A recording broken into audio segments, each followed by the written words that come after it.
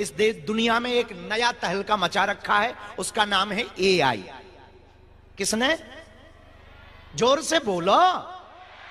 AI. अब एक नया प्रयोग और होना चाहिए, एचआई।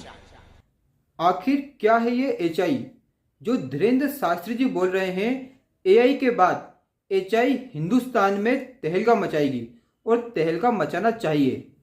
आइए जानते हैं इस वीडियो में। एआई के बाद एक नई लॉन्चिंग की जरूरत है, एचआई। एआई मतलब आर्टिफिशियल इंटेलिजेंट, एचआई का मतलब हिंदू इंटेलेक्चुअल। धीरेन्द्र शास्त्री जी ने 21 नवंबर से 29 नवंबर तक हिंदू जोड़ो यात्रा की थी, जिसमें उन्होंने नारा दिया था, जात पात की करो विदाई, हिंदू हिंदू भाई भाई। उन्होंने 160 किलोमीटर तक पैदल यात्रा की थी और उसमें उन्हें चोट भी लगी और फिर ओरछा जाकर हनुमान चालीसा पढ़ने के बाद उन्होंने अपनी इस यात्रा को समाप्त किया था। 29 नवंबर को ये यात्रा समाप्त हुई थी। 30 नवंबर के दिन धीरेन्द्र शास्त्री जी इंदौर गए और वहां पर एक सभा का आयोजन हुआ था। उस सभा में उन्होंने बोला था कि रात में उन्होंने कहीं पढ़ा था कि एआई आज के टाइम पर बूम कर रहा है। एआई मतलब आर्टिफिशियल इंटेलिजेंस। तो उन्होंने बोला था एआई के बाद अब एचआई तहलका मचाएगा। एचआई मतलब हिंदू इंटेलेक्चुअल। अब ये हिंदू इंटेलेक्चुअल है क्या और ये क्यों इस पर जोर दे रहे हैं, आइए समझते हैं। हिंदू इंटेलेक्चुअल, इसमें 3 सिद्धांत हैं। पहला सिद्धांत है इंटेलिजेंट हिंदू। इसका मतलब क्या है?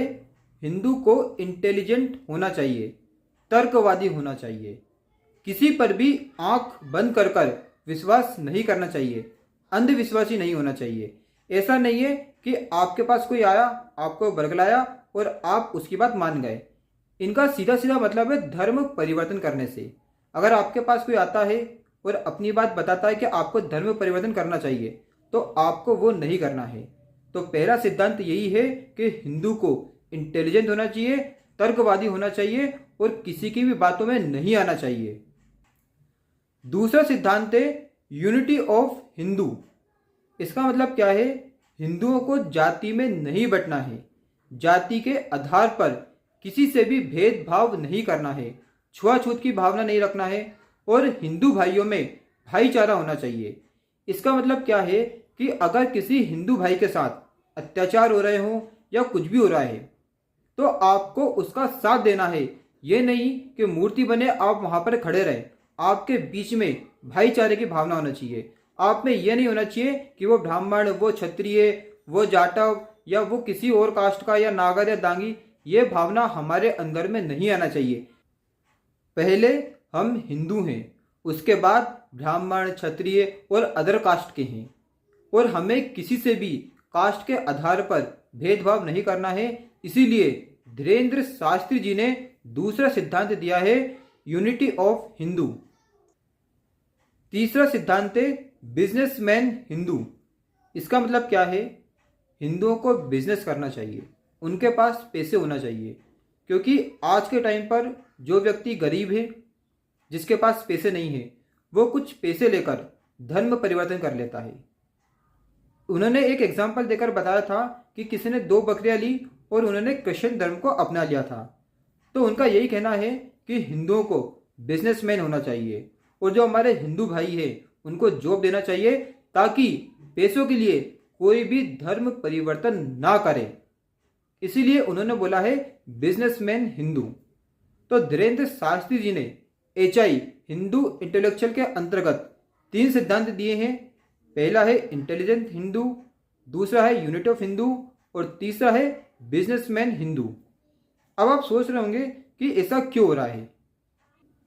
बांग्लादेश में जो हिंदू भाइयों के साथ हुआ है, वो ये नहीं चाहते कि भारत में भी वैसा ही हो, क्योंकि जब हम जातियों में बढ़ जाते हैं तो फिर हमारा पतन निश्चित है। क्योंकि जब हम पहले जातियों में बटे थे तो मुगलों ने हमारे ऊपर राज किया था। फिर जब हम जातियों में बटे तो अंग्रेजों ने हमारे ऊपर राज किया, क्योंकि अंग्रेजों का जो रूल था वो भी यही था, डिवाइड एंड रूल। इसीलिए धीरेन्द्र शास्त्री जी का कहना है कि अब हमें जातियों में नहीं बंटना है, क्योंकि अगर हम एक रहेंगे तो उस एक मुट्ठी को कोई भी नहीं तोड़ सकता। अगर लेकिन हम अलग अलग हैं तो उसको कोई भी तोड़ देगा। और अगर हम टूट गए तो हमारा पतन हो गया। तो भारत एकमात्र ऐसा देश है अभी हम जहाँ पर रह रहे हैं।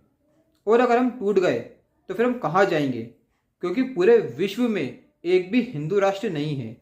जो बांग्लादेश के हिंदू हैं वो तो भारत आ जाएंगे, लेकिन हम कहाँ जाएंगे।